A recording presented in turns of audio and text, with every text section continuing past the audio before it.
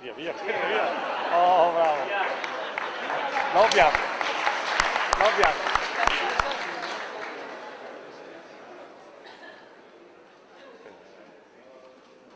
Allora cominciamo. Abbiamo preparato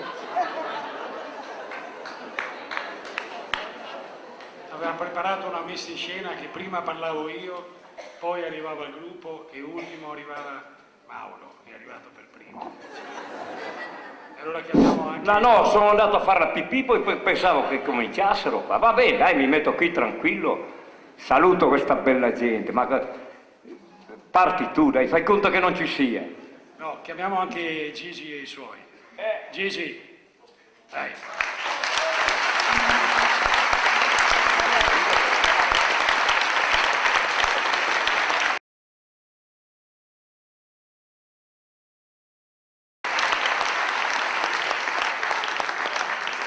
No, volevo risparmiare, siccome in genere quando Mauro va a far pipì sta molto più tempo. Soffro di prostata. Sì, ma allora...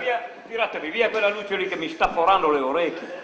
Soffro di prostata, devo andare a fare la pipì, e insomma 60 anni non sono mica patate americane. Comunque faremo una bella cosa, spegnimi quella luce, mi sta dilaniando. Boh, dai, parti. Allora voi sapete che quello, intanto ringraziamo tutti, poi facciamo i ringraziamenti più dettagliati. Voi sapete che quello che vedrete stasera non ha precedenti, nel senso che per noi ogni volta che ci siamo incontrati è stato uno spettacolo diverso, mai uguale a se stesso. La prima cosa che voglio dire è perché lo facciamo. Lo facciamo per raccogliere dei fondi, l'ingresso è libero come avete visto, ma fra poco passeranno tra voi, lo facciamo inizio serata, gli amici dell'Associazione Alpini per raccogliere delle offerte assolutamente libere che vanno a finanziare un progetto. Il progetto è la costruzione di una casa per i familiari dei grandi ustionati di Herat. Herat, Afghanistan, occidentale, dalla parte dell'Iran, per dirla sul mappamondo, c'è un reparto ustionati. Il problema è che gli ustionati vengono da tutta la provincia, che è enorme, e immaginate bene che le degenze sono molto lunghe. I familiari di queste persone ricoverate alloggiavano all'Addiaccio. Gli alpini dell'8° reggimento alpini della Giulia, che sono a Herat e che hanno naturalmente tra i loro compiti innanzitutto la sicurezza, ma anche la ricostruzione, ma anche la tutela dei più deboli, ma anche la tutela dei diritti vilipesi, dei diritti più trascurati, e quello delle persone che sono ricoverate in ospedale è evidentemente tra questi, hanno pensato di fare con un modo che qui non ha bisogno di traduzioni, perché siamo in terre alpine, di fare qualcosa di piccolo e concreto, verificabile subito, la costruzione di una casa alloggio per i familiari dei grandi ustionati. Quando noi abbiamo iniziato, c'è un amico qui, forse più di uno, che ha visto il primo di questi spettacoli, era un progetto. Noi siamo andati avanti, è stata posata la prima pietra, il nostro ultimo appuntamento di questo calendario organizzato dai nostri amici della Giulia che mordono il freno per non essere in Afghanistan e per stare dietro a noi, l'ultimo incontro è a marzo, quando la struttura sarà già stata inaugurata. Noi perché l'abbiamo fatto? Perché ognuno di noi, Mauro, lo conoscete, Maieron e la sua band, li conoscete, e se non li conoscete imparerete ad amarli questa sera. L'abbiamo fatto per cercare di dare una mano, ognuno di noi ha avuto le sue sfortune e le sue fortune, però se hai avuto un po' di fortuna nella vita cerchi di restituirla. Ci è sembrato il modo migliore farlo con queste persone, con questi connazionali in divisa che stanno a Herat, perché crediamo nel lavoro che fanno e sappiamo che quando tu dai €1 a un alpino, quegli euro diventano 2, perché loro ci mettono il loro lavoro gratis, i loro mezzi, e sai che va a buon fine. Ognuno di noi dà volentieri, ma quando sei sicuro che quello che dai serve a fare qualcosa di tangibile, lo fai ancora più volentieri.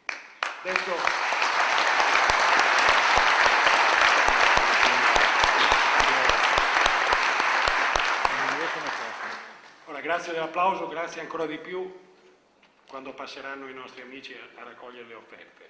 Ogni volta improvvisiamo rigorosamente, non c'è nessun tabù, non c'è nessuna, parleremo di cose serie, di cose non serie, ci sarà musica, divertimento e riflessione con voi. Grazie. Vogliamo cominciare con un po' di musica?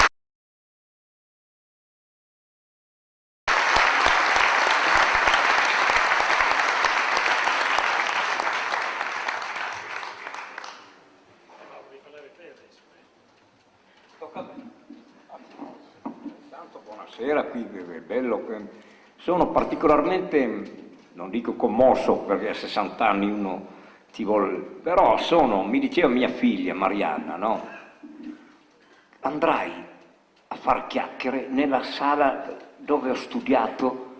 Mi diceva che in questa scuola qui ha fatto il perito turistico mia figlia, quindi sembra di tornare a casa, no? Come diceva Borges, se uno va a Roma e non ha l'impressione che quello che fa è ritornarvi, ha compiuto un viaggio inutile. Allora io qui che so che ha studiato mia figlia, allora, una ragazzina, insomma, non so, di 17enne, non so, adesso ne ha 30, quindi mi sento un po' a casa, a parte che il Conegliano è un amico di vecchia data, no? Io sono un uomo molto, più mi allontano e più divento vulnerabile, come Sansone quando gli tagliavano i capelli. Invece finché sto qua al Veneto, Friuli, no, Conegliano, Coneano, tutti quelli di Erto sono cresciuti giù di qua, andare a Elemosina coi carretti, poi adesso dicono ehi trevisani, ma vieni a rubarne i funghi, mandali fuori i coglioni, vi hanno arrevato i trevisani, diceva mia nonna, no? Beh, adesso non so se Treviso è qui vicino, per cui però so anche che con Capuozzo e la banda di Maieron, Gigi è un grande che merita la musica, ve la sentirete dopo. Ecco, e più mi allontano, adesso devo andare a Torino, Sacramento, a Torino non è Conegliano, ma mi sento vulnerabile, no? Bisogna andare corazzati, no? Ma qui c'è andata una clessidra, mezza bottiglia vuota, qua. Non ho capito, qua siamo nella patria del vino, già, comunque ce la vedremo. Allora, come funzionano queste cose, a parte le vostre offerte, ma funziona, improvvisiamo, noi che vogliamo parlare dei nostri libri qua, se qualcuno vuol comprarlo, però sa, ecco, come dire, sai, non mi serve il Viagra, ma è meglio averlo nello zaino, e quindi comunque, ecco, i libri sono lì, non comprateli, ma se qualcuno lo compra è meglio averlo nello zaino. Libri anche di Capuozzo, soprattutto il libro di Maieron, Storia di neve, che è passato un po' un grande libro, edito, c'è anche la canzone poi, la neve di Anna, perché ho scritto anch'io questa storia di neve, adesso mi confondo, poi tra l'altro nevicava su a Erto quando sono partito, no? Con sta neve, tutti ambrontolato, non nevica più, cazzo, ha nevicato. Siamo ricchi, c'è la crisi, c'è la miseria, ben venga sta miseria, finalmente torneremo a zappare la terra, anche tu, avvocato Maran, coi tuoi SUV, mio amico Maran, con queste astronavi, perché non hanno più automobili, avete astronavi. Sono montato sulla macchina del mio amico qua che mi ha portato qui, uno che ha lavorato, come si chiama? Giano. Astronavi, dov'ero qua? Qui non hanno più neanche il volante, hanno la cloche. Bene, viva la miseria, la crisi, no? Proviamo a mettere patate, fagioli, radicchio, insalate, altro che orchidee da 1.000 euro cada uno nei giardini. Che all'amica, hai visto i miei gerani? Ti dirà, hai visto le mie patate, cazzo. Ben venga la casa, adesso devo tirare il fiato, vai avanti tu che mi viene da ridere, disse Woody Allen. Io volevo difendere,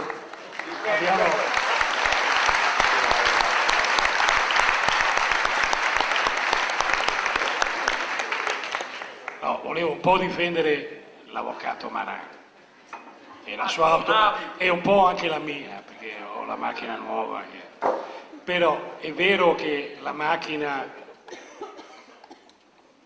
a volte fa l'uomo, ma anche l'uomo fa la macchina, perché mi hanno detto non sappiamo, Agnelli, è stato Agnelli a fare le macchine, no? Sì. Viceversa. Però come l'abito fa il monaco.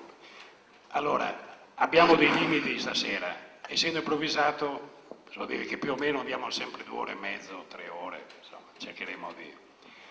Però vicino a Maran ci sono i 2 sindaci, non dico niente sulle loro vite sessuali perché avevamo già detto altre volte. Ma se c'è la Però polemica di Albano con i due sindaci, sindaci- sindaco gay qui, guarda. No. Noi non facciamo 2 discriminazione. sindaci della Anzi, zona. Io lo so perché quando in televisione, quando si fa una puntata, la mattina dopo si discute sullo share, sugli ascolti. Quando facciamo questo spettacolo si discute a che ora tornano loro a Erto. Allora io telefono all'altro sindaco, quello che non c'è, la donna, e dico a che ora sono arrivati? Dice verso le 5, ma sono scesi dall'auto che sembravano l'uomo che ha messo il piede sulla Luna. Ora, l'astronave può essere anche una macchina modestissima quando si scende. È l'anniversario quest'anno dell'uomo. Ve lo ricordate? Tito Stagno, sembra preistoria perché Tito Stagno poi si presentò alle elezioni, penso la campagna elettorale dopo, e andò a fare un comizio a San Basilio. C'era ancora la vecchia cara Democrazia Cristiana. E andò a fare un comizio, era un posto, allora una borgata pasoliniana, e gli tirarono un sasso dicendo beccate sta pietra lunare. Ve lo ricordate? Meno perché ci fu in televisione, fece storia perché c'era Tito Stagno e il povero Ruggero Orlando che litigavano, ha messo il piede su... No, non ancora, diceva Ruggero Orlando. No, prima lui ricordava la neve di Anna. La neve di Anna è anche una canzone. Ce la vuoi fare? No. Sì. Gigi Maieron, la neve di Anna, ma poi facciamo anche robe più allegre, perché mi sembra funerale qua stasera. Che cosa è successo? No, non siamo mica qui a pontificare, sì, qualche retorica ci scappa, ma siamo qui per stare allegri, a far ciacole. Quindi anche voi siete coinvolti nelle ciacole, no? Star lì a sentire cosa diciamo, noi siamo ciarlatani della chiacchiera, insomma.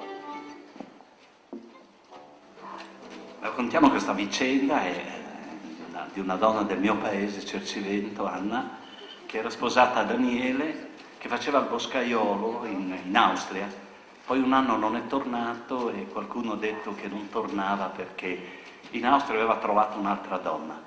Così De Conti Anna, il 3 gennaio del 1911, a piedi, ha fatto il passo di Montecroce ed è arrivata in Austria.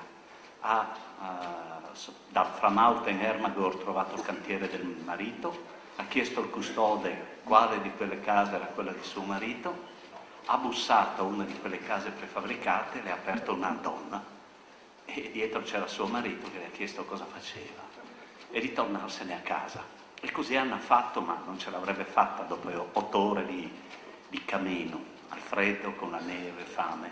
E ormai il buio era lì, quindi ha deciso di dormire in Austria, in quella terra straniera così dura per il suo cuore. Ha raccolto del fogliame e lì è rimasta con le lacrime sue che raccontavano alla neve quanto dolore può stare nel cuore di una persona. E con la neve che scendendo sembrava accarezzare quelle spalle di donna bambina, la neve di Anna.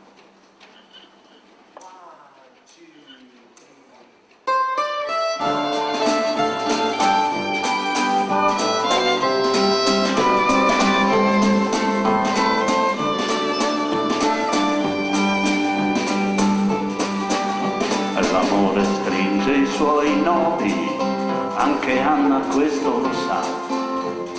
Lei misurava partenze d'arrivi, con brevi lacrime, brevi sorrisi. Parlava al suo uomo lontano, con il suo amore diviso a metà, così lontano da non sembrare vero, perduto sotto un cielo straniero. Per favore, cos'è un amore?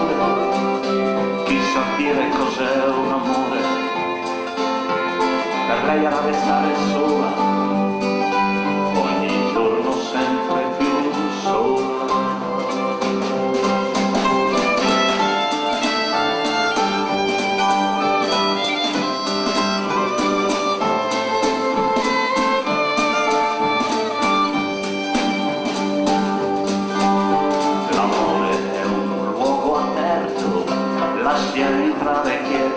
vicino.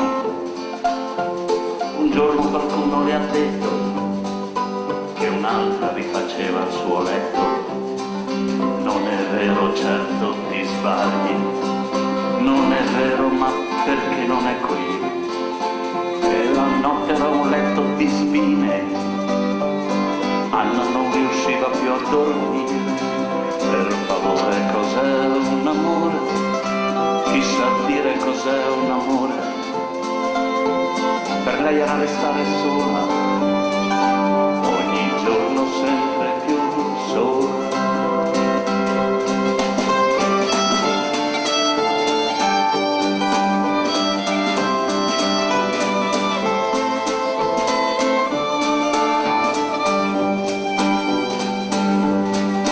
La sua vita non voleva mentire, così Anna scelse di partire. Il freddo accompagnava il lamento, la neve il suo passo lento. Fu un viaggio di preghiera e dolore, a misurare la forza di un amore. Poi nell'ombra li vide insieme, strinse il suo cuore e gli restituì la fede. Per favore, cos'è un amore? Chi sa dire cos'è un amore? Per lei era restare sola, ogni giorno sempre più sola.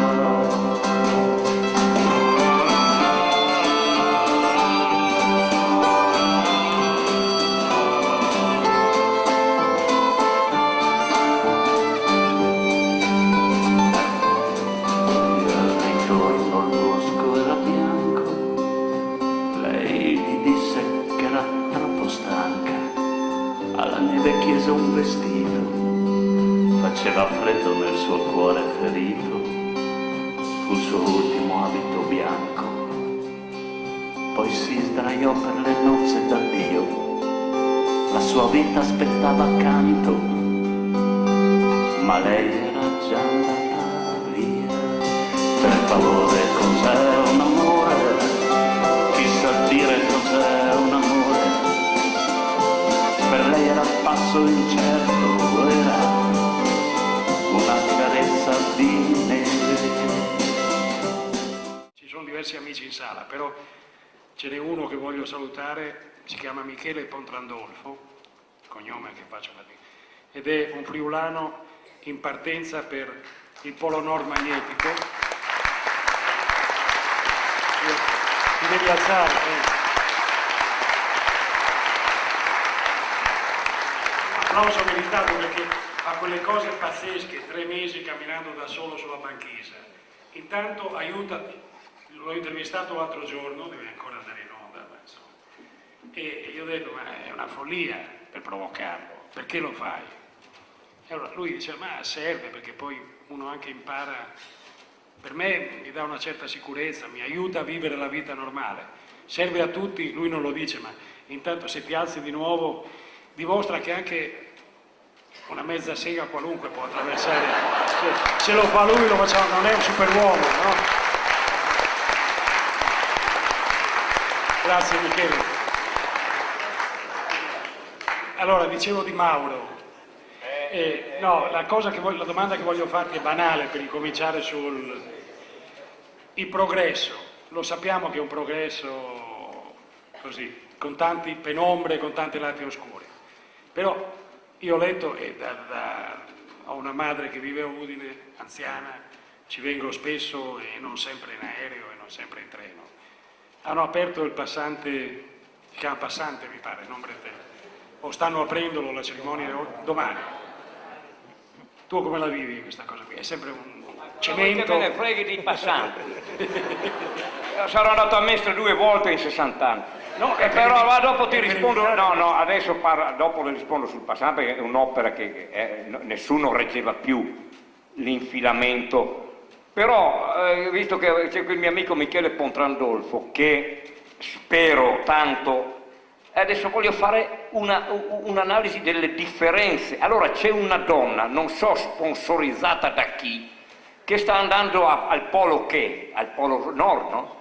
Allora, una settimana sul Corriere della Sera, la TV, no? Io devo capire sti meccanismi. Ha preso il fucile perché se gli orsi la aggrediscono li spara, e questa è la pragmaticità femminile.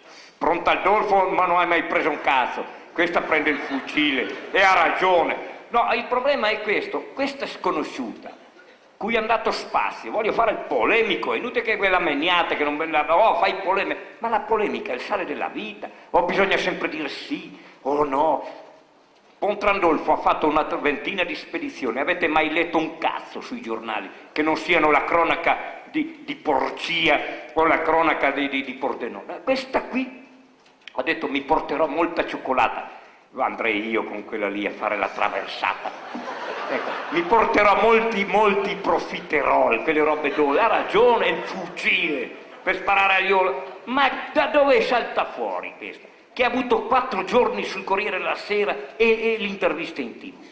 E Pontrandolfo che si è fatto un culo come sta Sara qui, ha fatto 20 spedizioni, nessuno ha mai detto niente. Dove, adesso io chiedo a Capozzo, uomo di televisione, dove si va a vendere il culo perché ci metta anche Pontrandolfo su queste?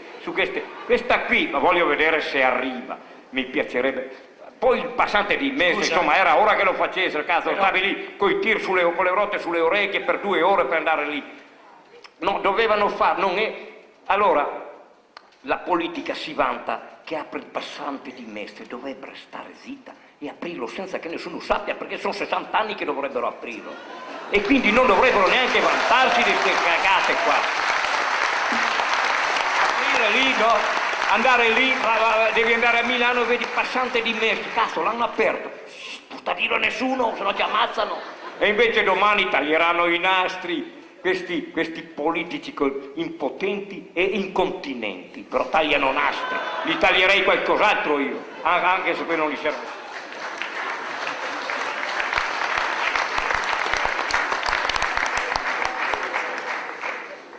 Viva il passante di Mestre, guarda, io sono andato 2 volte col mio sindaco qua a Milano 2 o 3 volte, guarda che era una tortura passare lì. E ci hanno messo 60 anni a capire, ma poi non è mica solo quello che si risolve. E i pendolari che da Milano vanno a Bergamo, 5 ore di treno per fare 20 km, questa è l'Italiota. Popolo di calciofili e di irrisolventi problemi. Qualsiasi politica, destra, sinistra, in alto, in basso, neri, rossi, blu, turchini, viola, bisogna fare il partito dei bevitori, i nasi viola. Almeno facciamo qualcosa di serio quando siamo giochi, quelli lì non fanno niente neanche da sentire. No, bisogna cantare la canzone. No, ti devo fare un'altra domanda. Io non ho detto niente. No, ti vedo. No, devo stare attento a fare nomi perché ti mettono sul Facebook, sul Tup, sul Tap. Qui ormai, altro che privacy. Come si chiama quello lì che difende la privacy? Un altro panolonista. Fossero i ragazzini a fare l'Italia, no? Ecco, i giovani dai 20 ai 25, 28, 29 anni già vecchi. Invece lì, rodotà, la privacy. Mi sono trovato sul tub che giocavo a Mora con Anio e Anio bestemmiava, ma come vi permettete, cazzo? La privacy. Vai con una in un bosco, ti fa una foto, ti trovi sul tub che scopri, ma no, ma mica è giusto. Pigliati almeno la metà in giù, ma hanno preso la metà in su. Ah, quello non funziona così. E tu devi farti carico di eliminare il tub.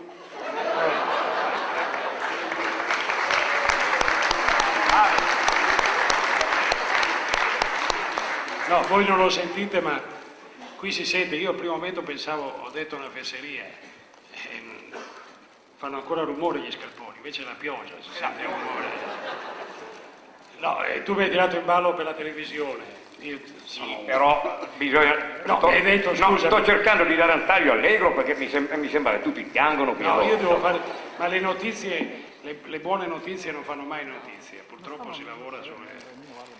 Se doveva andare un taglio allegro, però tu hai detto, Michele Pontrandolfo, che cosa bisogna... Hai visto su un giornale, questa qui si sveglia la mattina, che ha il suo ciclo e vuol dare al Polo Nord e tutti ne parlano. Sì, però tu hai detto quale parte poco nobile devono vendere e il sindaco di Cimolai stava per scattare subito in piedi. Se dobbiamo parlarne seriamente, No, dobbiamo dire, lui andrà in televisione senza aver venduto né nessuno ha comprato niente, con buona pace dei sindaci della comunità. No, voglio farti una domanda seria, ma purtroppo è così, poi andiamo con le canzoni. Ma tu hai fatto un ritratto dell'Italia, vedevo che molti facevano, però oggi, io non so se hai sentito i telegiornali, se hai visto, io ho letto su internet, non ho visto delle immagini che mi hanno detto erano forti, no? È successo che un rumeno ubriaco sulla Prenestina è vestito e provocato la morte di un giovane, e era già ubriaco, ma non ubriaco come noi intendiamo il bere compagnia nell'osteria e poi andare piano a casa sperando che no. Ubriaco con quella sorta di ferocia aggressiva, quel disinteresse della vita, nei confronti della vita degli altri, che l'ha portato ad andare a bere una birra a cose vicino al posto in cui tutto era successo, ripeto perché non so se tutti hanno sentito, rischiando il linciaggio. Ora, sono notizie che purtroppo sono pane quotidiano quando lavori nell'informazione. Spesso ci sono delle lettere o delle proteste o dicono, quando c'è un reato di questo tipo, un comportamento di questo tipo, non bisognerebbe mettere la nazionalità, perché c'è il rischio che è un problema. Giovedì scorso noi abbiamo fatto a terra, mostrato 3 rumeni che malmenavano una loro connazionale in questo caso, e sono arrivate le lettere di consenso e lettere che dice ecco così si aumenta l'intolleranza. È un problema, anche se io ragiono, penso di essere di buon senso. Una cosa è che commette un reato uno che è nato qui, che ha pagato le tasse qui, che questa è la sua casa, un altro se viene un ospite, è la stessa cosa che se a casa mia rompe qualcosa, qualcuno che farà finta di niente, insomma è un po' diverso. Dobbiamo capire anche quando uno ha bevuto, non so, una bottiglia di whisky, no, è incapace di intendere e volere. Il problema sta prima. Il problema è semplice, a costo di passare per razzista, non me ne fotte niente. Chi lavora deve stare qui. La feccia, delinquenti e Lazzarone, adesso mi metteranno collaborazionista di Gentilini o del sindaco di Verona, insomma. Però non bisogna, secondo me, fare la distinzione, quello rumeno, perché anche il fatto di questo ragazzo ieri sera che poi è andato al bar, ma io ho provato a bere, a essere in condizione di non intendere e volere, ragazzi, bisogna passarci dentro prima di chiacchierare. Io sono partito con un fucile carico per ammazzare 3 persone. Ma no, non a caso, però... Non bisogna dare la colpa, dobbiamo dire la verità, non siamo tutelati abbastanza nelle città e anche nei paesi ormai. E poi se non è possibile che brontolino, io sono per la tranquillità, credetemi, però insomma queste leggi che dicono dobbiamo proteggere il cittadino, ma Sacramento, se io ho una villa fuori porta qui o fuori casa o nel bosco qui, perché mi va di farmi una villa, cazzo? E quindi allora o cominciamo a mettere 2 poliziotti ogni casa di tutta Italia, il che siamo 56 milioni, sarebbero 116, 112, cioè 56 milioni di abitanti e 56 milioni di poliziotti. Anzi il triplo, il doppio.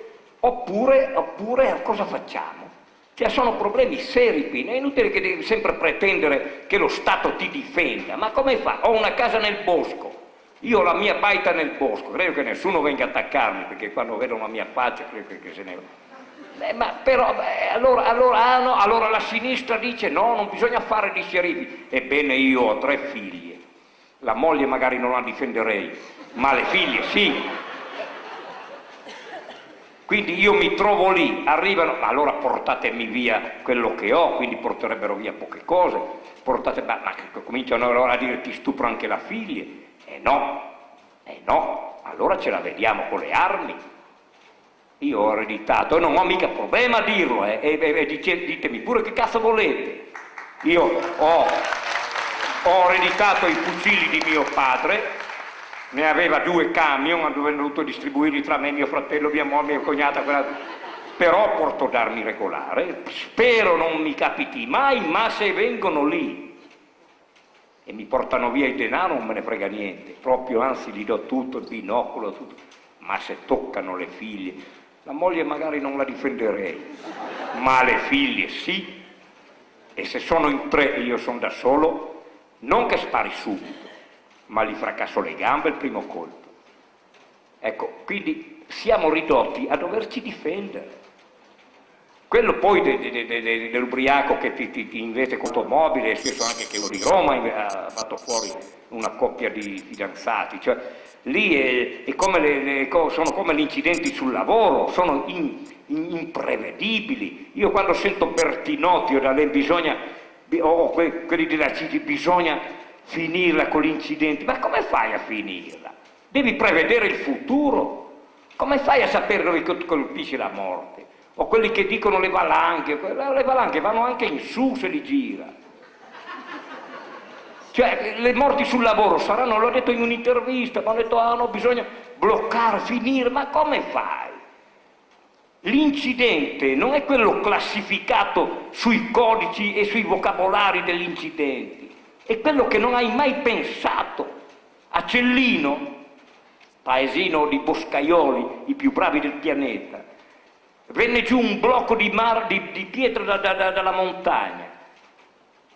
L'ha detto all'arrivo della teleferica e c'era la lapide sulla curva, purtroppo smantellata dalle ruspe per pulire la neve perché non c'è più rispetto, invece che fare una curva smantellato la lapide.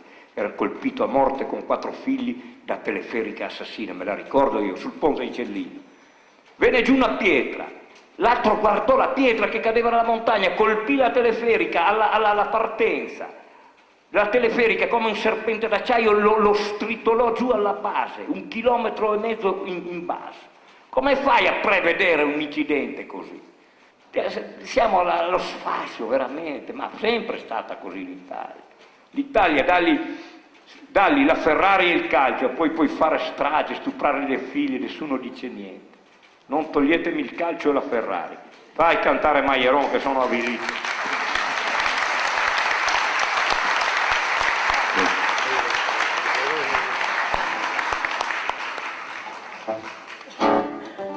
E anche a Bortolo del Negro, Carnico, un incidente sul lavoro, gli aveva portato via proprio la gamba destra, 2 tronchi, lui lavorava nel bosco.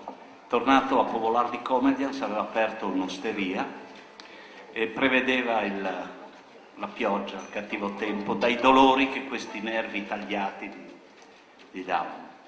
Gli amici del paese lo chiamavano con vari nomignoli, soprannomi. Mago Tiraca perché teneva su con delle tiracche questa gamba di legno, oppure Gamba di Fau perché aveva fatto questa gamba di legno di faggio, perché come dice Mauro dura di più il faggio, mentre l'abete si consuma prima. Oppure lo chiamavano Corsaro Nero. Come può, gli dicevano, un dito che tu hai perso in Austria per vedere diluvi e piogge che in Carnia non si sono mai visti? Mago Tiraca.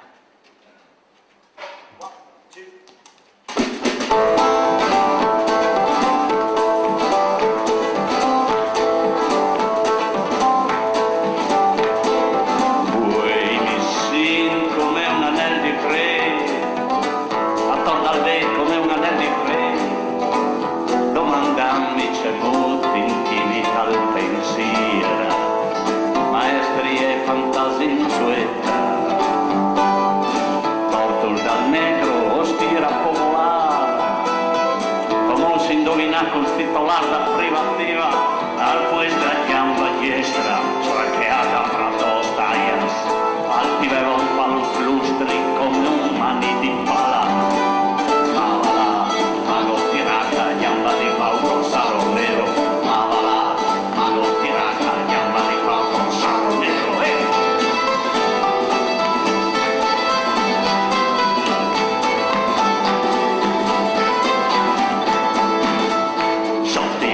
l'osteria con la sua gamba pittica Andrea alla profetala si fregò floia a mi dur che ste donda so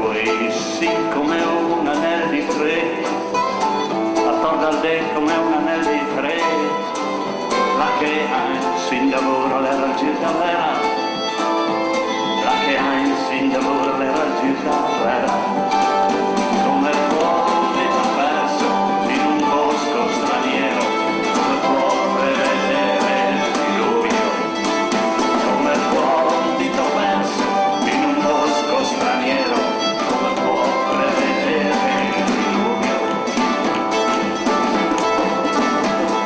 Chiamata tolta al lei che il certo inutile freddo, l'uvio degni davanna gotiraca, coi segni e servizi e polear di legna, che i dolorati come un frutto.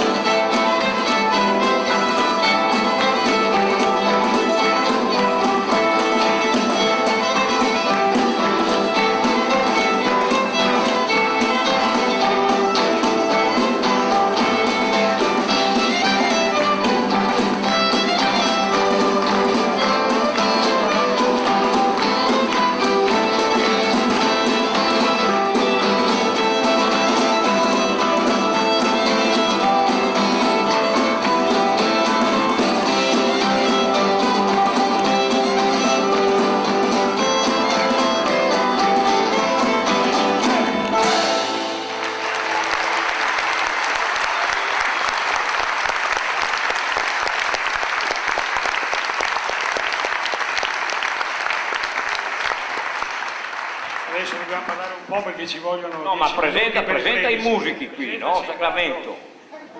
Gigi Maiero, mio paesano, Vengo su io. Franchino qui.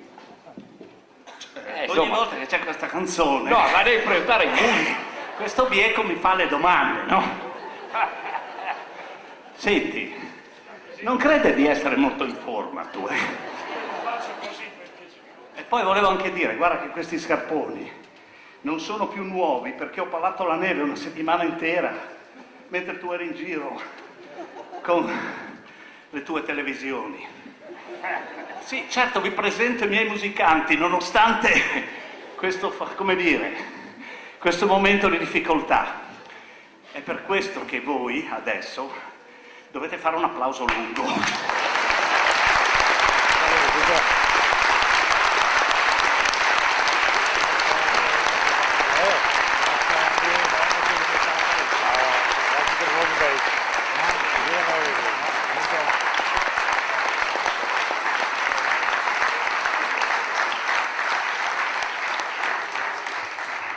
Va bene, stiamo al tuo gioco, vedo che ho già ripreso energia.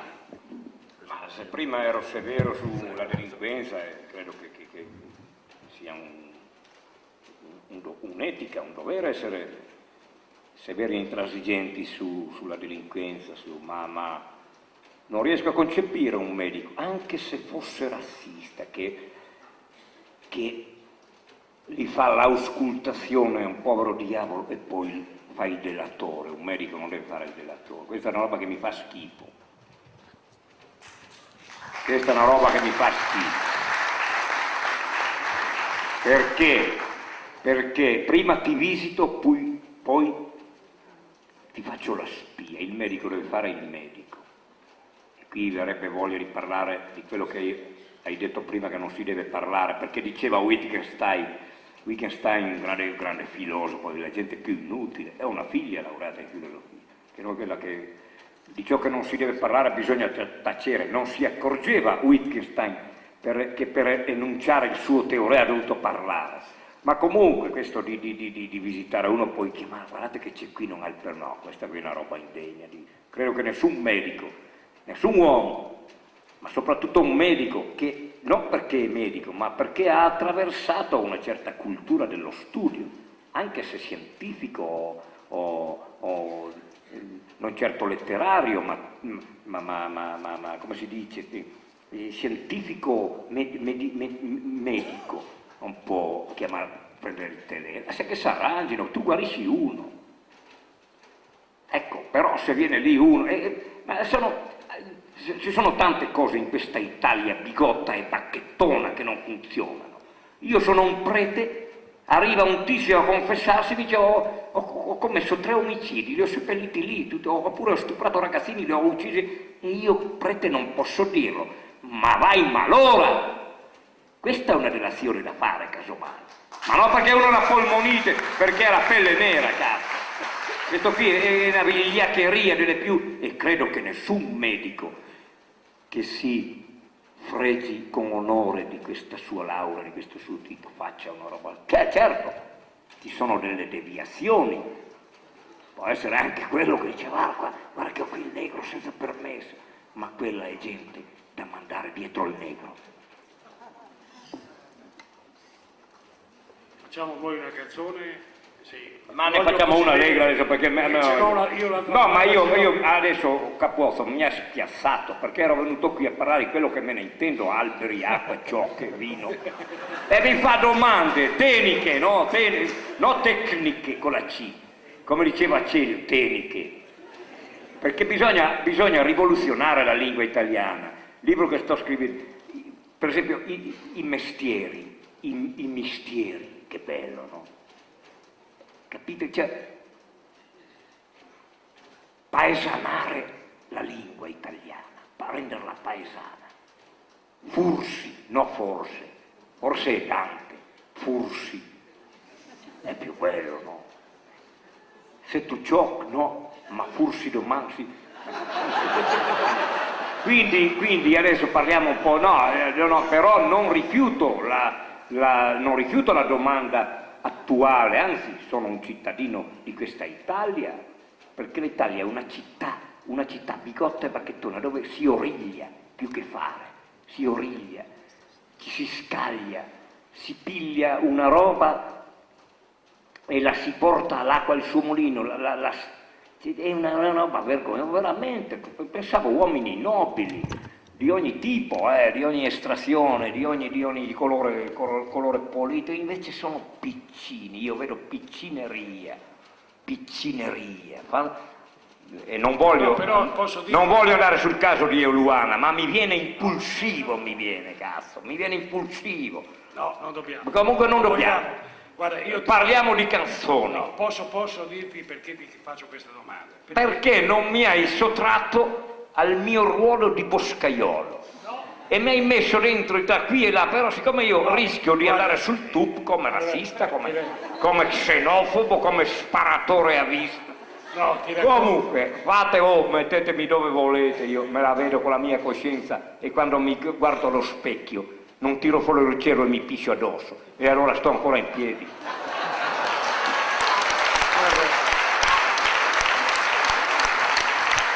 Anche perché sarebbe molto improbabile guardarmi allo specchio e riuscire a pissarmi addosso.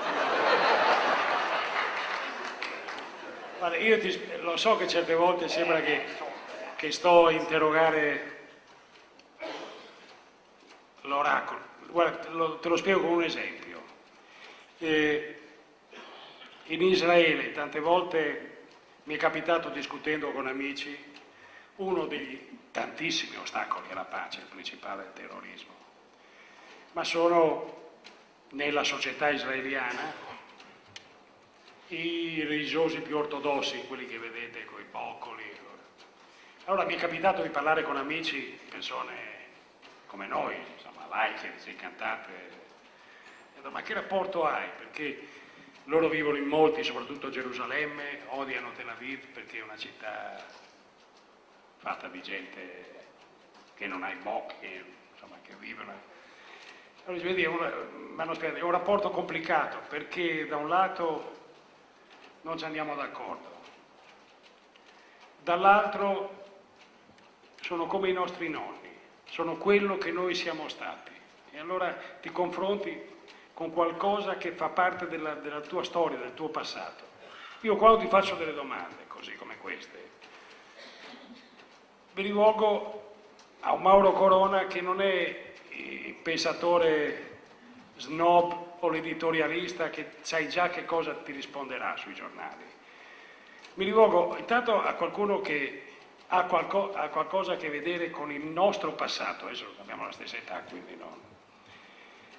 Di un mondo dove contavano certe cose solide, semplici, essenziali, in cui le mani sapevano fare qualcosa e non solo scrivere o digitare sul computer.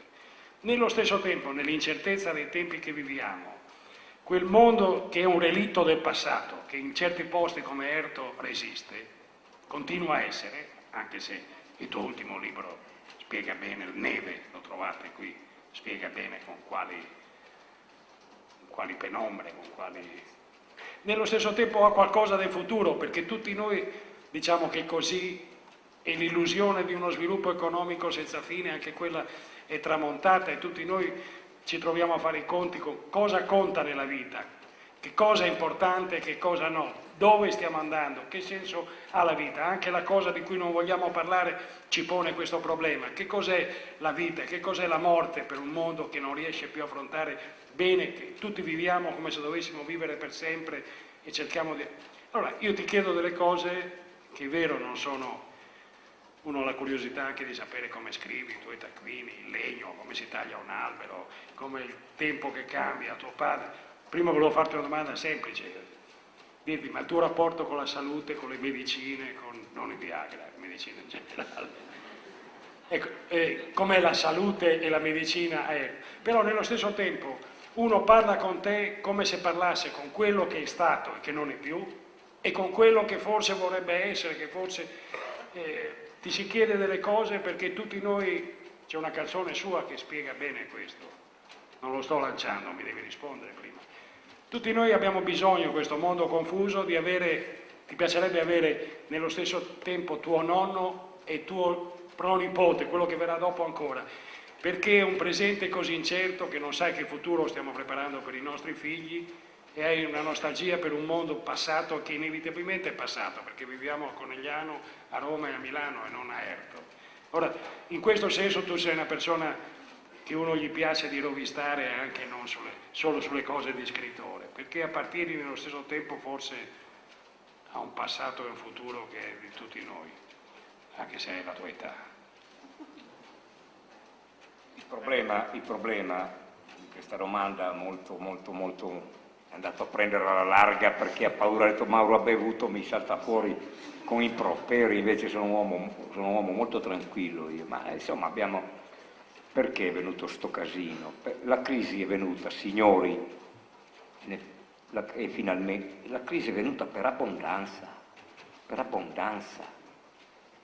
e c'è poco da fare. A un certo punto doveva esplodere abbondanza di tutto, di oggetti, di soldi, di automobili. Una volta la balilla ti durava 100 anni, adesso sono fatte... Cioè, la crisi è venuta per abbondanza. A un certo punto doveva scopare. Io sinceramente pensavo capitasse più avanti, non me l'aspettavo questa. Nel frattempo c'è stato è stato qui il passaggio chiave, dalla fede al nichilismo. Fino agli anni 60, 70 già meno, eravamo gente che credeva in qualcuno di superiore, fosse Dio, fosse Buddha, il segretario del partito, quello che volete, no?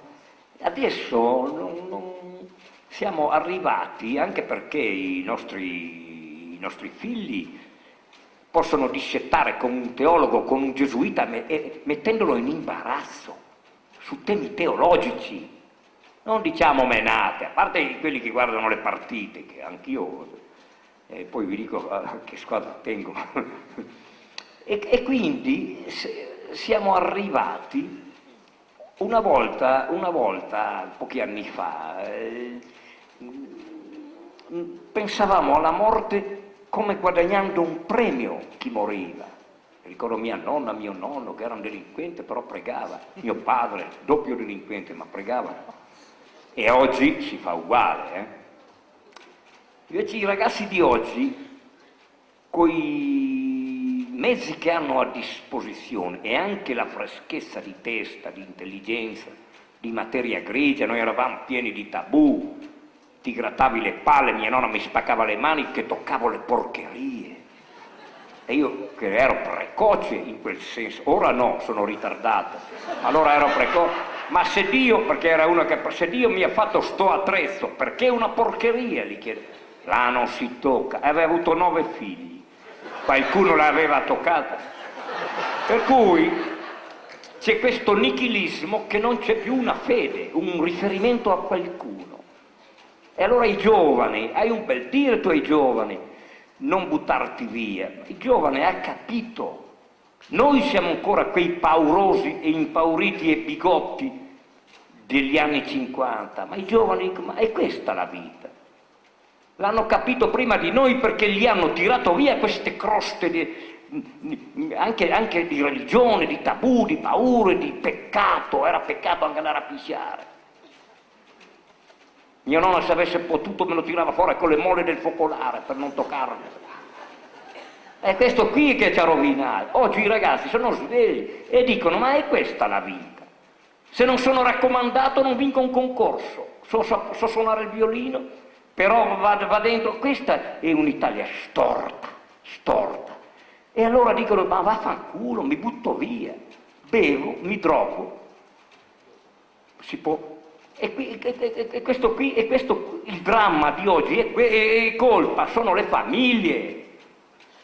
I ragazzi quando vanno a 16 anni a bruciare un altro, vuol dire che la famiglia è mancata lì. Vuol dire che il papà pensava ad altro, non era presente. E non era solo perché lavora, era perché quando arriva a casa il figlio sentiva dire, ah cazzo, se avessi l'Audi da 70.000 euro, se avessi questo, se avessi l'altro. Il perdono è una roba seria, la tolleranza, la generosità, il dare.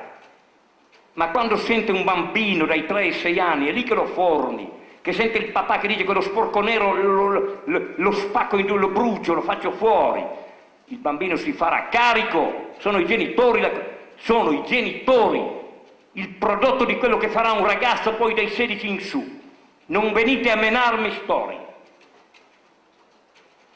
Quindi non è dicendo a tuo figlio non bestemmiare che il figlio non bestemmiare, devi tu non bestemmiare, perché se il figlio ti sente a bestemmiare, bestemmierà.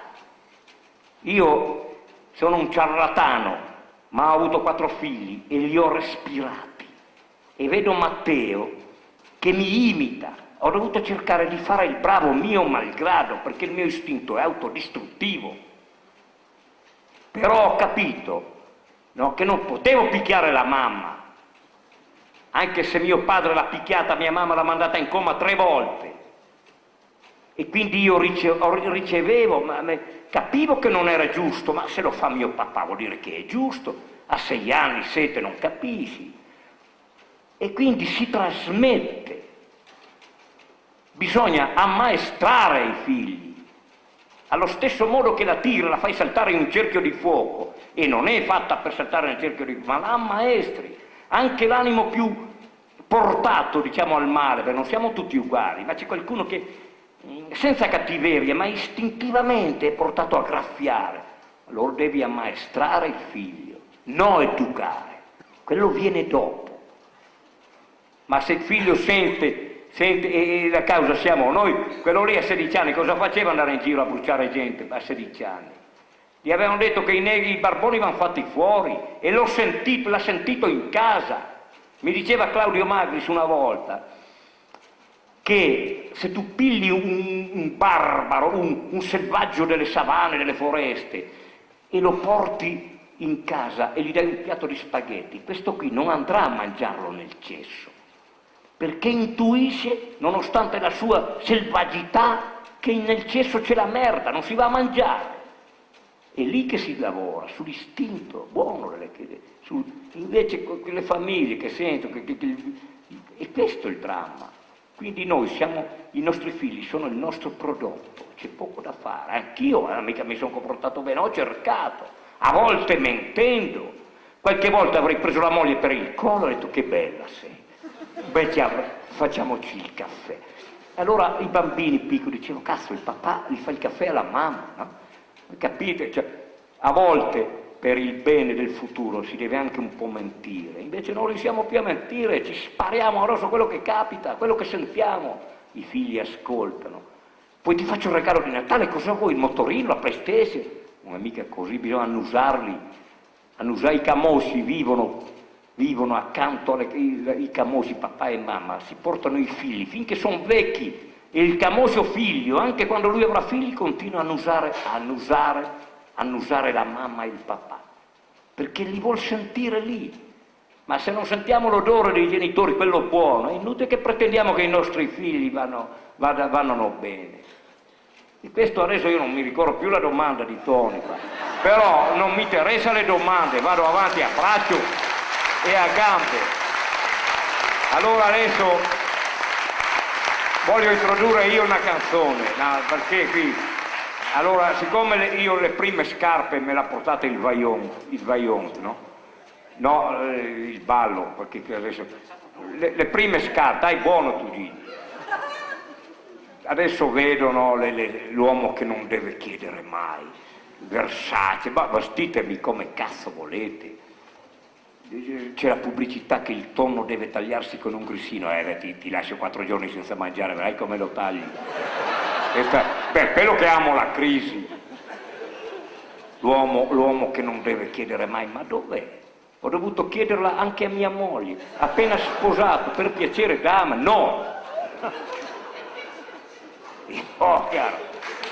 Comunque, le scarpe, mi ha chiesto una volta Tony qua, mi ha chiesto, ma cosa ne pensi di quello che ha buttato le scarpe in faccia a Busilio? Se avesse avuto le scarpe nel 63 non avevi buttate a nessuno, o quantomeno con l'elastico, che mi tornassero indietro. Allora introduciamo questa bella canzone di Mailleron, perché Mailleron è un grande, solo che qui, in questo nord-est pieno di capannoni e di produzione di skate, Dio benedì skate, quando verrà la crisi i contadini vai lì con ti do 500.000 lingotti d'oro, dammi un sacco di grano, mica mangio oro, io testa di cazzo ti dico, tientelo tu il tuo oro. Allora le scarpe, no? Era questa storia di queste ragazzine, anche ai miei tempi, che andavano a fare fieno, e però poi la sera andavano a volare. Per non tornare a casa si mettevano le scarpe sotto, le nascondevano e poi andavano al ballo. E prima della sala da ballo, me ne ricordo una io, Erto, mitica, tutte le sere erano risse e la mattina sangue, ma si spaccavano le teste, mai un carabiniere. Mai delazione in silenzio, ognuno si mendicava le robe.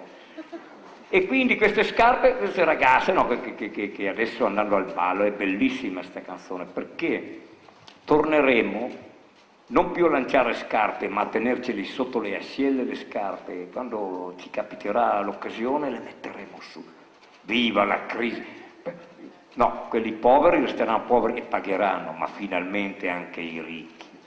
Nelle vostre ville qua di Montebelluna, delle scarpe, no? Invece che, hai visto il mio giardino, mi diceva un mio caro amico, per il quale ho fatto anche pubblicità di scarpe, non faccio il nome perché sennò vado su YouTube e si rompe i coglioni, orchidee, mi mostrava orchidee, ma cazzo mostrami insalata, no, orchidee da 1.000 euro cada una.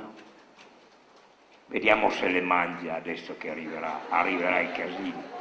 Fai la canzone, ma dammi il bicchiere Tony. A 1.000 euro.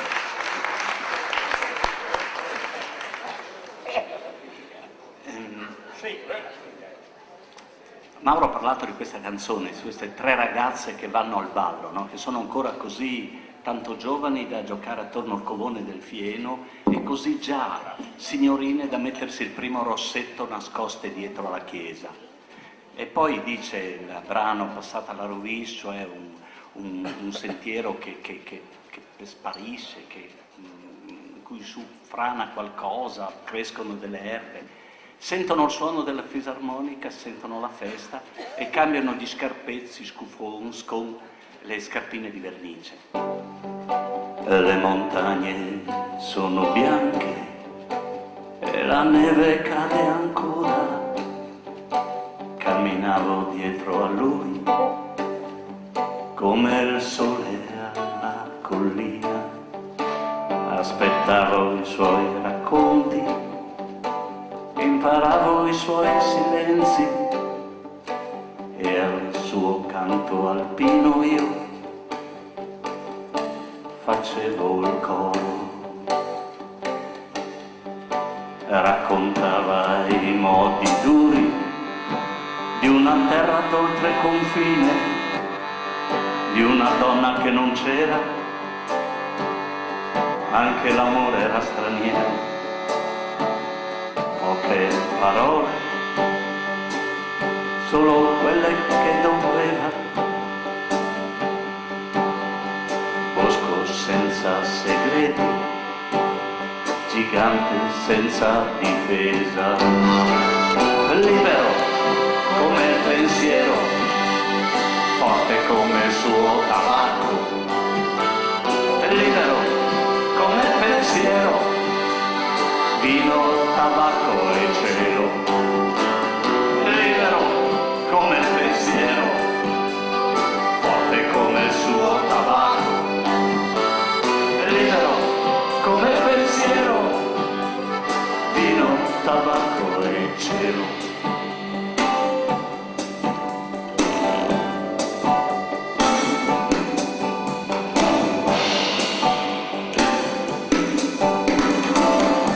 Sapore di bosco, di pece, di aghi, di pino, di momenti così belli che ti restano vicini, di un'età che cresce presto, dell'affetto di un bambino.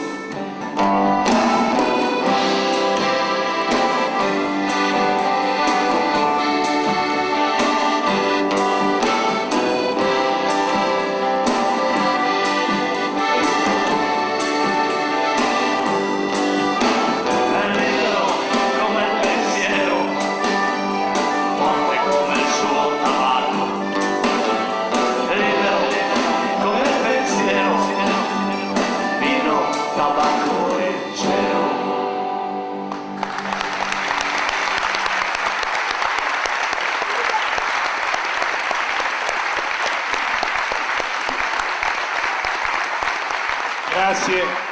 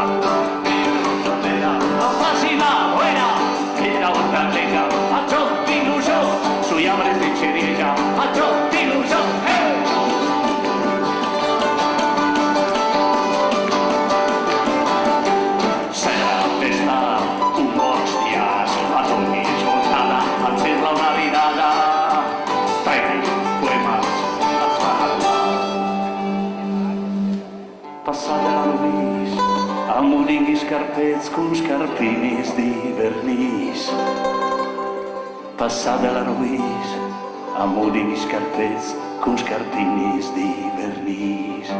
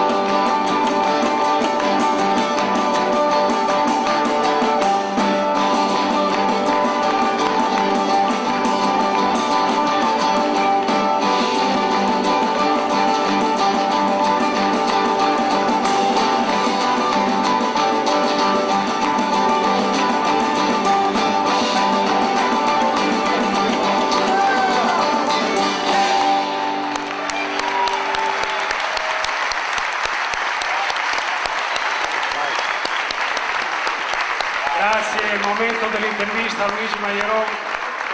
Posso parlarti, come vedi, è solo Mago Tiracca che mi mette in difficoltà. No, sulla parte finale sentirete questo uomo cantare. Che Mauro però. Anche poi vedrete questo uomo saltare. Infatti è già su YouTube, andatevi a vedervi, c'è un video di Mago Tiracca con Tony Capuozzo che salta con una chitarra per il palco. Mi ha detto sua moglie che per 2 giorni non ha potuto parlare.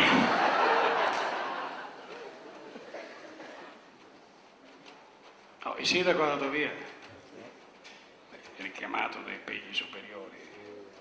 Noi siamo abituati ai nostri sindaci e sindachesse di Valcellina richiamati da impulsi inferiori.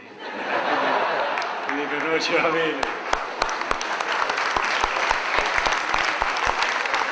Grazie anche per la vostra generosità e ovviamente grazie ai nostri alpini che hanno girato tra le vostre file. E no, adesso voglio scherzare perché prima ha raccontato del Veneto, dei capannoni e delle orchidee. Quando Mauro ha detto orchidee mi è venuto in mente, abbiamo entrambi vinto, lui prima ovviamente, io dopo, un premio che si chiama Radicchio d'Oro. Ovviamente fa piacere quando, anche se forse anche lui è così, tu lavori per tanti anni, fai dei lavori che sai che ti sembra che siano venuti bene e nessuno se ne accorge. Poi quando incominci a vincere piove sul bagnato, ti premiano sempre, non riesci. Io prendo un premio domani, no, dopodomani, lunedì, ma ormai sei abituato, sembra brutto dirlo, ma ti abitui. E così è. Però insomma c'è questo premio a Castelfranco, mi pare, giusto? E una serata molto lunga, con molti premiati e intermezzi, e all'ingresso di questo bellissimo albergo, dove poi abbiamo dormito, per modo di dire, c'era, bevete, chi non beve in compagnia, altro che medici. E all'ingresso di questo albergo c'è un tappeto rosso, tipo Oscar di Hollywood, e una fila bella, devo dire. Sapete quei vasi molto alti che si vedono adesso qualche volta, io non so di che materiale siano fatti, e in cima, come se fossero dei fiori preziosi, c'erano dei cesti di radicchio rosso al centro e attorno radicchio quello verde un po' maculato, che credo sia proprio di...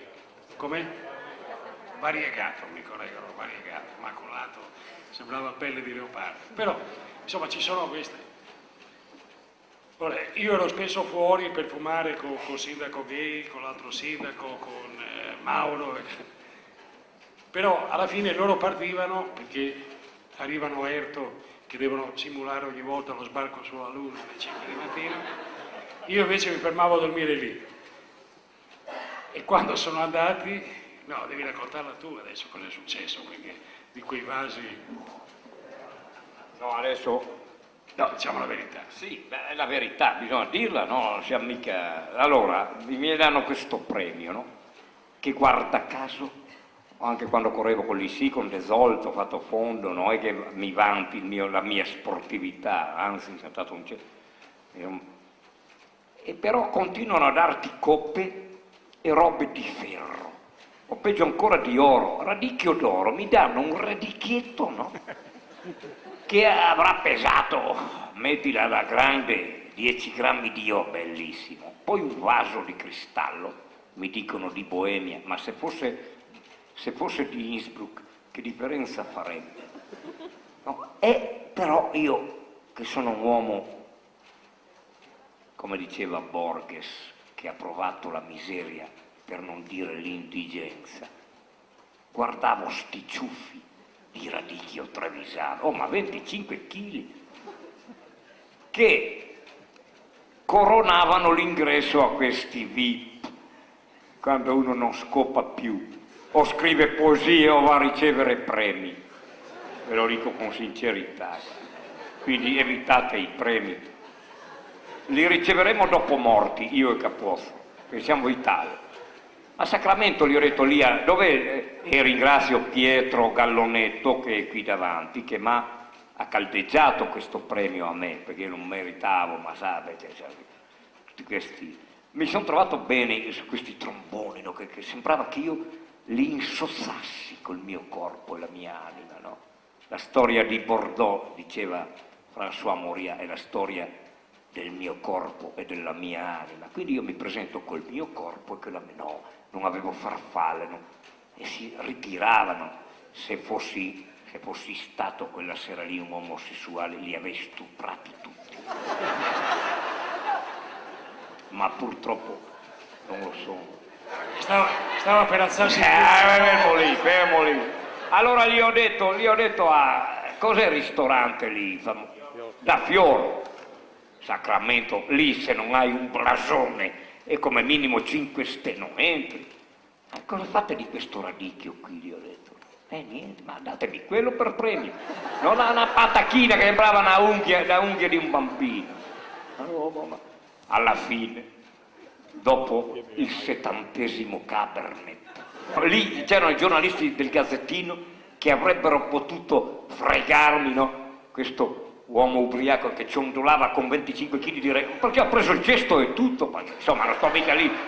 E invece hanno detto Corona va risparmiato, perché gli piaceva il vero radicchio.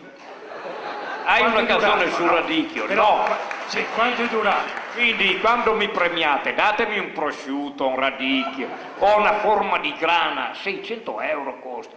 Le coppe ve le lascio a voi.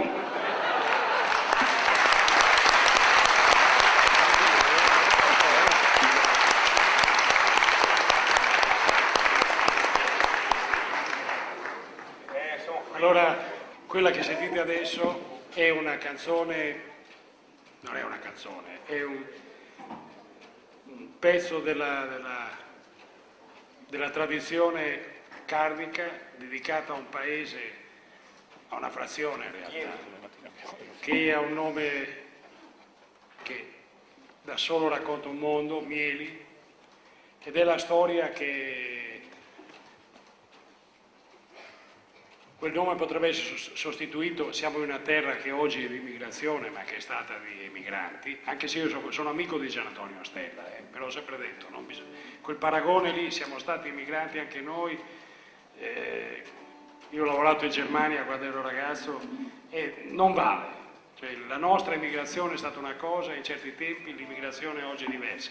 No, lo dico con amicizia. Al nome di Mieli potrebbe essere sostituito qualsiasi altro nome di paese o di frazione nel momento in cui chi è lontano, chi è andato non necessariamente tanto lontano, ma sfiora quel paese e sente che quel posto in cui è cresciuto, in cui ha vissuto le sue prime esperienze è rimasto qualcosa per lui che si può ripetere solo ripetendo il nome del paese come se fosse un'invocazione o una preghiera. Mieli di Gigi Maierone della sua band.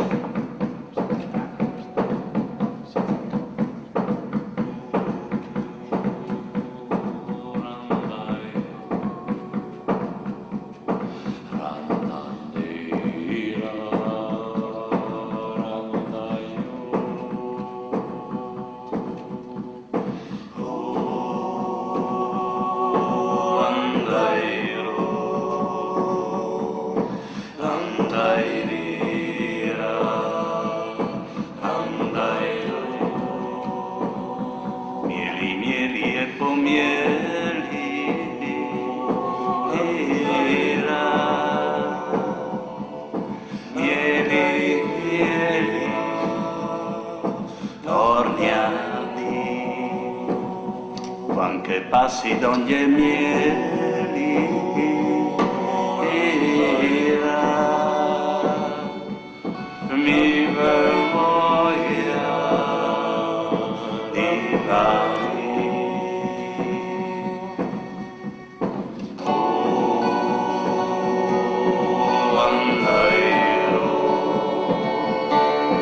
andai via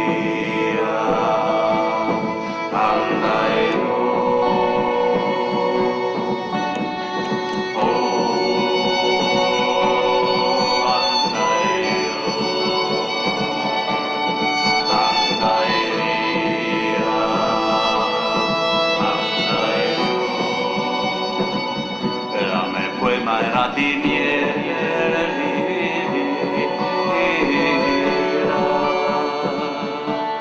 Mieli, mieli, torniati, mieli, mieli dal sole.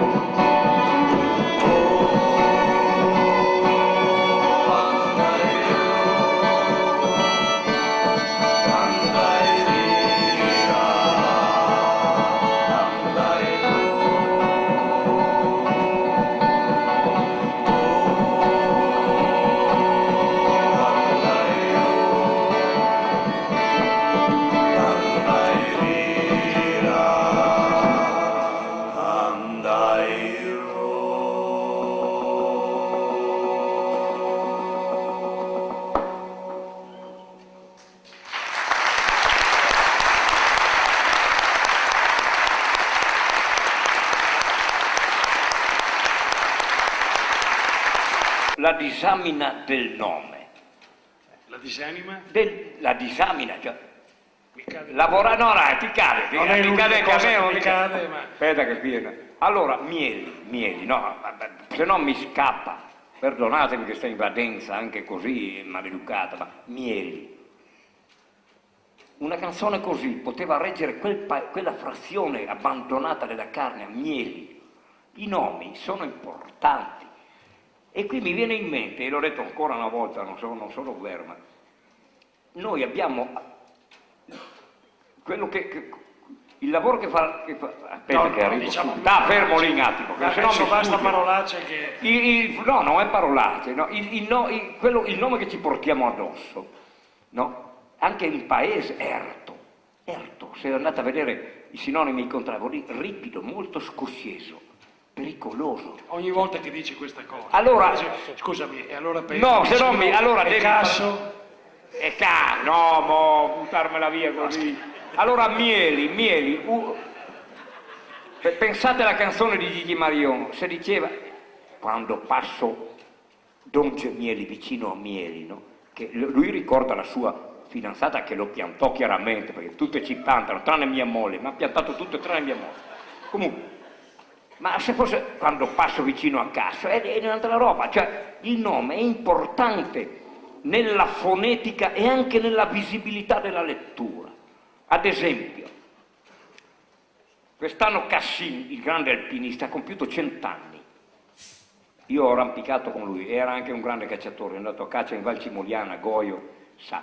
E uno che si chiama Riccardo Cassin, ma provate a immaginare, 2C, Riccardo Cassin, quello è la roccia, è l'artiglio, Walter Bonatti, no Bonatti, fosse stato una T solo era fregato. Walter, Gaston Rebuffat, grande francese che io ho arrampicato con lui, no, l'ho trovato sul campanile di montagna. Reinhold Messner, uno che si chiama Paolo Mieli, può solo dirigere il Corriere della Sera. Perché mi è venuto in me? Perché ho sentito Mieli qua, no? Hai capito? Quindi i nomi sono importanti per il nostro futuro. Io non vi dico il mio vero nome, se no Goio mi salterebbe addosso. Posso farti una domanda? Porta 2 bicchieri per il ragazzo. Già portati, di acqua però. Porta qua.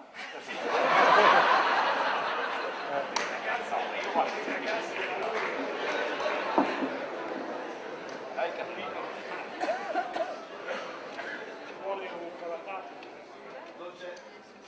Ci hanno castrato, qui ci danno le bottiglie migliori ma tappate.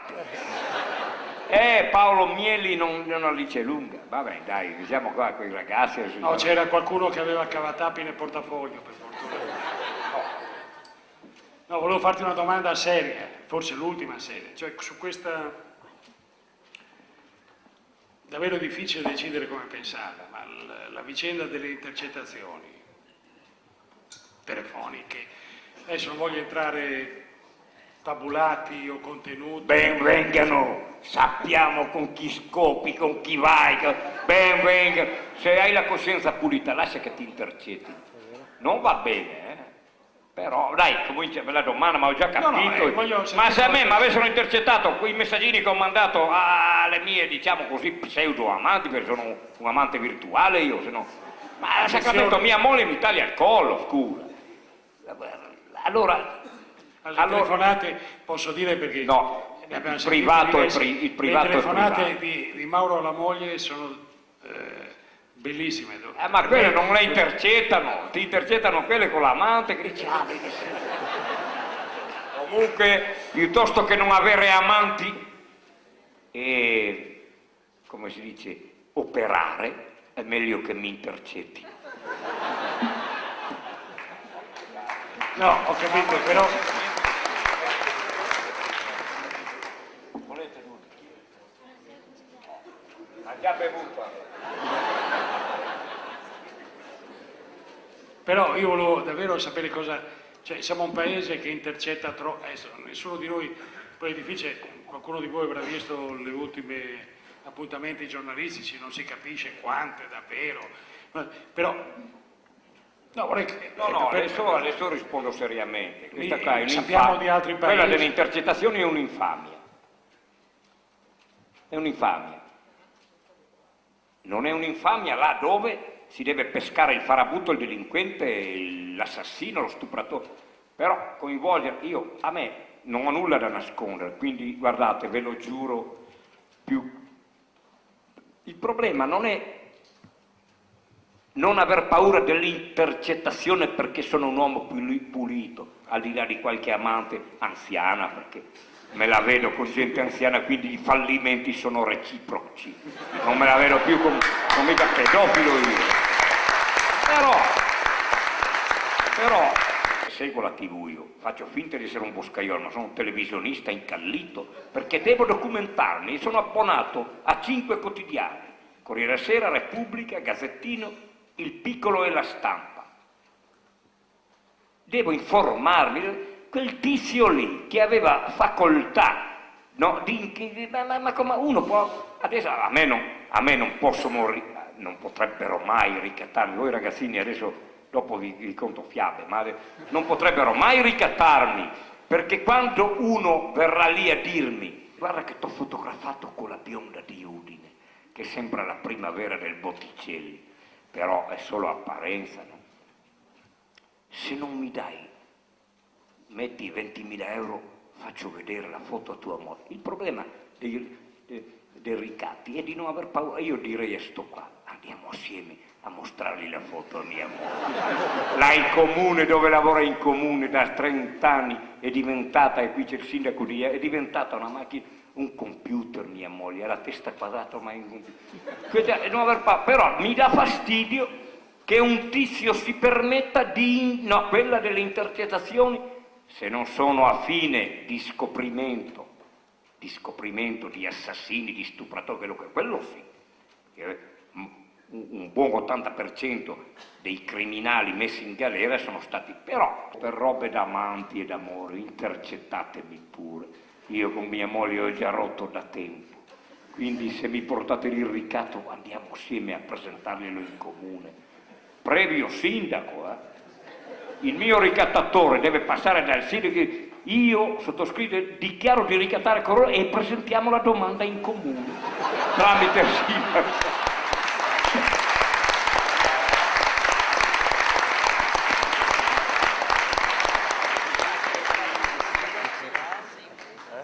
Sta facendo tardi, la bambina è pallida. Ma no, sono venuti a trovarli qui, ragazzini. Sì, è tutt'altro che pallida. Finalmente gente seria, non senti tromboni di giornalisti, scrittori, musicisti, tutti recitanti. Questa è bella gente, vedi che non dice niente. Dai, un'altra canzone. È il turno di Maierò, è mezz'ora che riposa. Una cosa, mi piacerebbe fare una canzone ispirata al libro di Mauro, I fantasmi di pietra, perché Devo dire, spero che ci sia qui fuori, perché c'è l'ultimo libro, Neve, ma I fantasmi di pietra, voi tutti conoscete il lavoro ottimo di Paolini, che ha avuto grandi meriti nel riportare alla luce la tragedia del Vajont. Il libro di Mauro è quello che viene dopo, è il paese che resta dopo la tragedia, il paese in cui restano le pietre e le pietre parlano. Lo racconta, come credo ci sia anche scritto, se non nel frontespizio, nella retro di copertina, è il racconto di una Spoon River, Edgar Lee Masters, a scuola ti insegnano, e il paese è raccontato attraverso le sue lapidi, attraverso le vite finite e terminate vi aspetta il sindaco o siamo noi che... Allora, I fantasmi di pietra è alla lettera una canzone presa da uno dei più bei libri di Mauro Corona, e accompagnata dalla musica di Luigi e dei suoi. Mauro in questo libro passa in rassegna le varie case e dietro ogni finestra ricorda una persona, qualcuno, un'immagine, delle sensazioni, rivede anche se stesso. Dice la canzone che sono delle case chiuse i fantasmi di pietra, sono delle madri che aspettano i figli che forse non torneranno o non torneranno. Sono delle stanze chiuse dove un tempo c'erano dei fuochi accesi e oggi ci sono rimasti solo dei sogni spezzati e rimasti lì. Sono madri che abbracciano i figli come se fossero ancora lì dietro al portone, ma poi tutti insieme ci chiediamo: ma dov'è la gente? Dov'è la gente che manca? Dov'è? In quale stanza?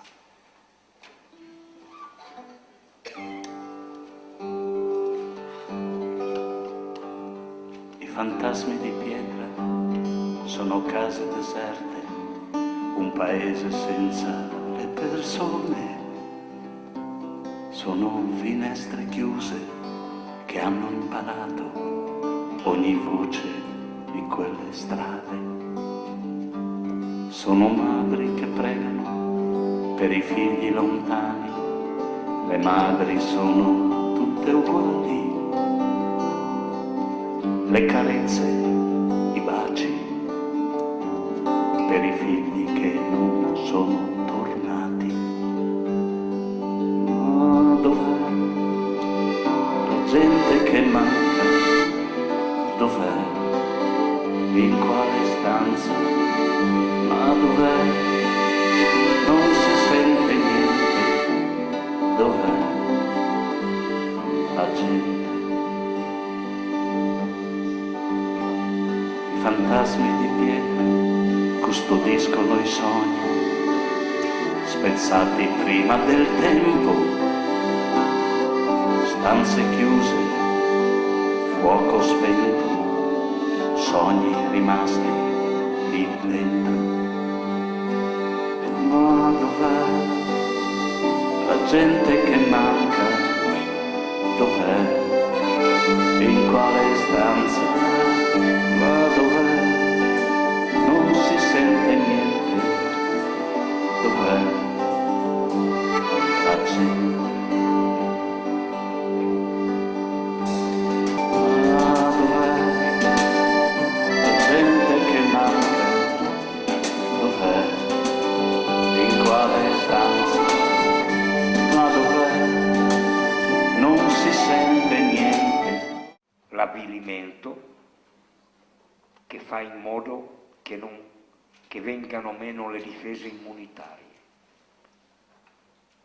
Chiaramente tutti si deve morire a un certo punto, però ci sono degli avvilimenti, delle malinconie, ma lo vedo anche nei miei familiari, io vedo nella mia famiglia, non c'è, guardate che io ho cercato in tutti i modi di farmi fuori, senza tirarmi il revolver, però la mattina sono come il gallo che canta e ha sempre i piedi nella merda. Sono contento, cavolo. Ho fatto 7 giorni sono andato a sciare, sia alpinismo, a camminare, a scalare cascate in Val di Tures. E stasera io sono contento di essere qui, non è che sono venuto qui a predicare a voi, sono qui perché sento che voi mi fate bene l'energia, sono un uomo entusiasta, per quello che gli anticorpi stanno allerta. Il segreto è l'entusiasmo e sono anch'io a rischio di crisi, perché insomma sto cercando di ristrutturarmi la baita, le banche mi hanno mangiato i soldi, la moglie era andata in tilt, Dio la benedica, ha cominciato a riportarmi il caffè giù nella tana dove mi ha messo a dormire tra le statue come i cani, mi ha messo a dormire, tu stai lì. Quando mi disse non venire più a dormire, ma sono tanti secoli fa, che puzzi di vino, allora tornerò, che puzzerò di, e non gliel'ho detto perché non sta bene, odorerò di sesso femminile. Allora lì ha messo sulle antenne, comunque ho perso il filo, che cazzo stavamo dicendo? No, veramente no. Me ero perso. No, qual era il discorso?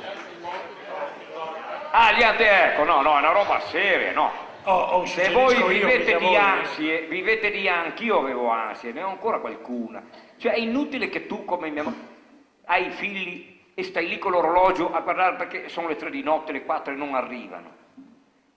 Bisogna rassegnarti, se arrivano, grazie Signore, e se no invece ci facciamo male, poi guardiamo la borsa, se la borsa non funziona siamo annientati, stiamo sani finché sia sani, un pasto al giorno, un litro di vino e immona tutto. Quello è il segreto della vita, è quello che sono ancora sano. Cominci a pigliarti sul serio, ti ammali, vi ammalate. e i botte, i bitte, la casa, la macchina e tutto debiti, siamo diventati oggetti inghiottiti da oggetti, dobbiamo gestire oggetti. Anche l'orologio, ha finito la batteria, devo andare all'orologiaio a farvi in carica per le batterie. Ma siamo umani, ma andate a cagare tutti, un pasto al giorno, un litro di vino. Certo, bisogna fare le 8 ore, perché no, se no se diventiamo parassiti, ma poi il resto, ma se uno ti invita a cena, io dico, mi invitano a cena, e dicono, non ho voglia, invece dico, ma sai, no, un appuntamento, cazzo che peccato, devi mentire. Cioè, la prigionia, ho scoperto che non è stare in galera, è avere amici che ti vogliono bene. Quello è la galera totale, cazzo. Vieni di qua, lì non si incassano. Allora io preferisco essere odiato, ma domani mattina non so cosa farò. Intanto è importante arrivare a casa col sindaco perché abbiamo bevuto. Quindi io non posso dire, uno mi dice domani posso venire a trovare, non lo so. Vieni su domani, io domani non so se arrivo a casa, ecco, il vivere giorno per giorno, ma non angosciosamente o buttandoci via, assaporando ogni secondo della vita.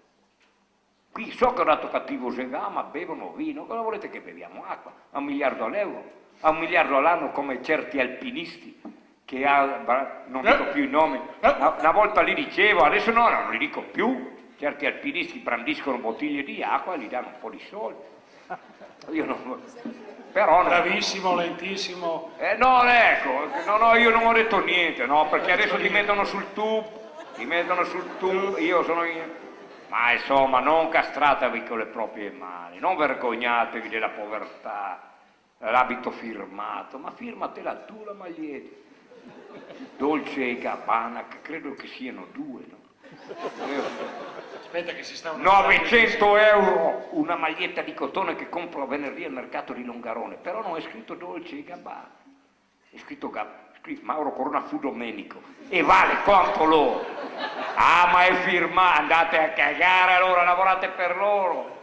Una volta all'Ateneo di Padova, all'università, mi ha portato giù Luciano, il sindaco, solo che siccome è sempre in ritardo mi ha scaricato per strada perché non facevo in tempo. C'era Riccardo Calimani e c'era un famoso produttore di abbigliamenti, non posso dire il nome, fino all'anno scorso l'avrei detto.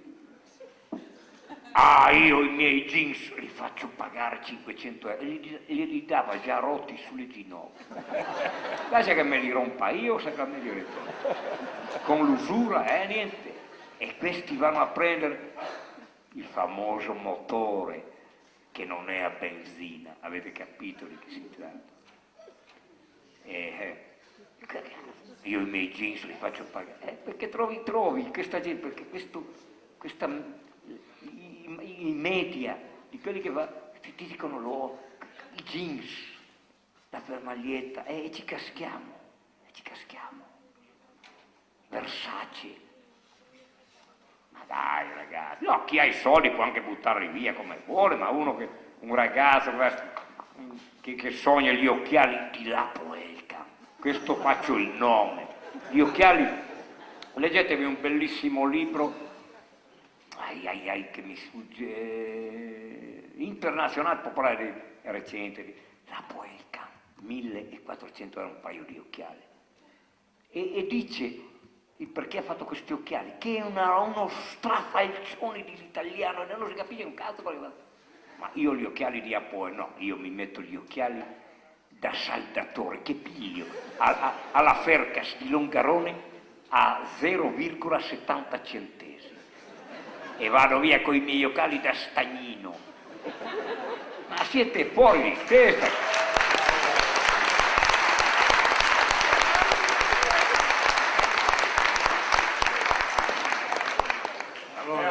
Allora, alcune cose che devono essere garantite, di marca, che non si rompano durante l'esercizio, tipo le picoffe, la scalare cascato.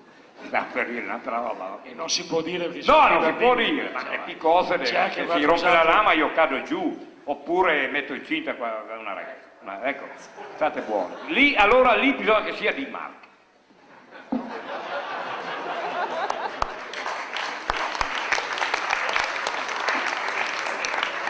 Allora come avete chiudere capito prima che mi bene, arresti. no, chiudiamo subito, abbiamo ancora... No, se hanno caro stare qui, stiamo qui. No, non vorrei che si offendesse il sindaco. No, sacramento. Che sì, il sindaco è Siete andato tutti invitati via. a casa del sindaco. Ma è tornato il sindaco? No, ha invitato tutti a casa sua per una spaghetti. No, di solito i sindaci e qui, No, ma il o sindaco- lo il devo sindaco- pigliare a calci in culo o lo devo ammirare, il perché di sindaco- solito campano qualche riunione, questo si è defilato senza dire un cazzo.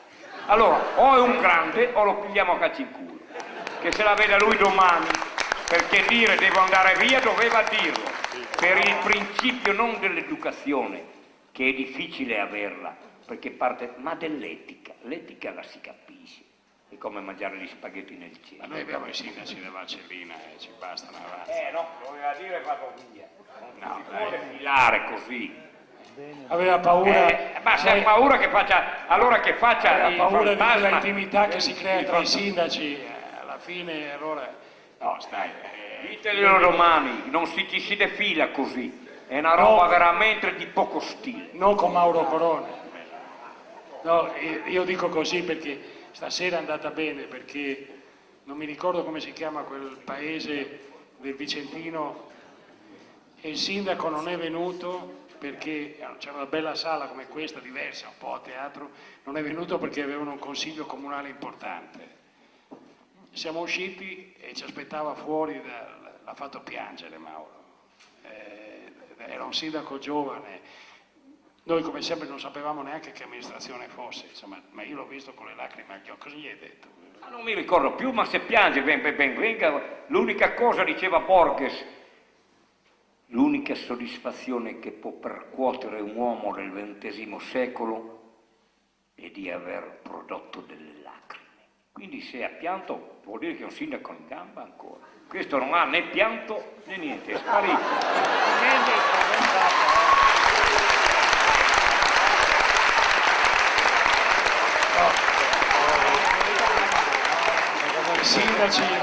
I sindaci sono come le persone, ognuno è fatto orare a ballare, ognuno veniva, e il vice sindaco.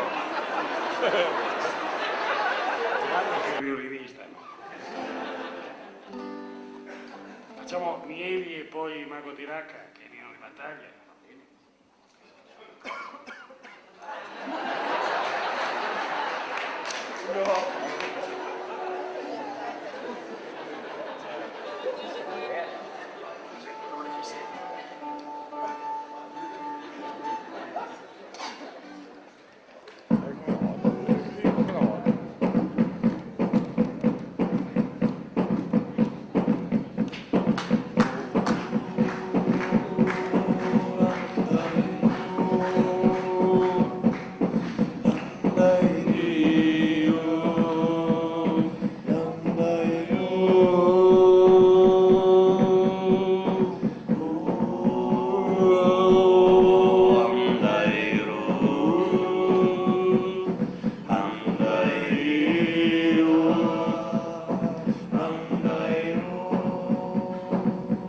Mieli, mieli e poi mieli, mieli,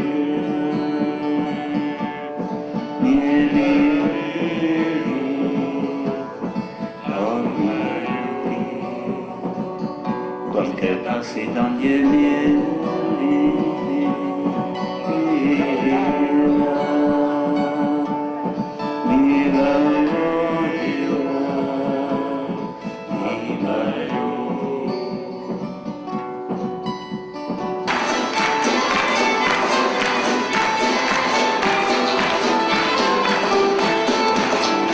Sotto arc dall'osteria, mago di racca, gamba di falco, serone, come buon mi ho perso in un corso straniero, come povere mio, come buon mi ho perso in un corso straniero, come povere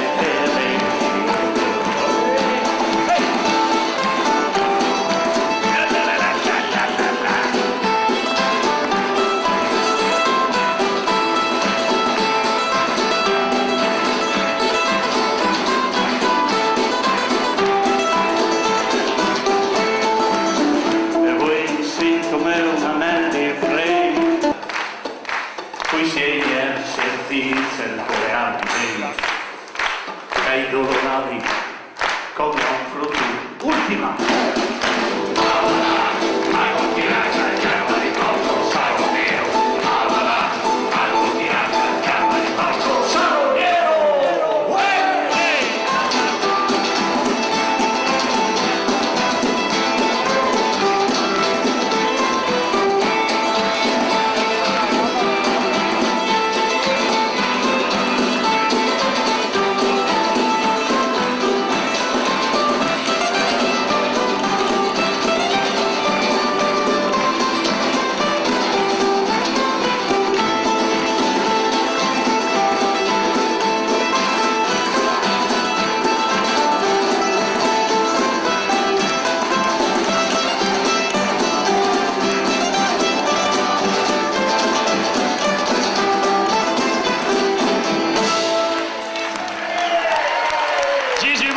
La sua band, Mauro Corona, i sindaci della Valcellina, grazie a tutti voi, arrivederci, grazie a nome dell'Ottavo Alpini.